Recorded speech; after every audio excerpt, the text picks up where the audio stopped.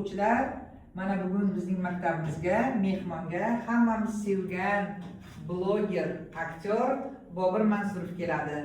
Bobur Mansurov kelgandan keyin hammamiz birgalikda suratlarga tushamiz. Voy, ustoz, forma kiymabman-ku. Nima, faqat Bobur Mansurov kelsa forma kiyasizlarmi? Ustoz, sochim yaxshimi, chiroyli turibdimi? Yaxshiyam forma kiyib kelibman. Ko'nglim sezadi, ko'nglim. Yaxshiyam bugun yasansan qilib kelibman. Bu shart emas edi lekin. Nimaga kechikib yuribsan? Bu sochni qara, formani ahvolini qara, o'quvchiga o'xshab kelsang bo'lmaydimi maktabga? Bobur Mansurov kelsa, soch kestirishga hammasi yugurib ketgan.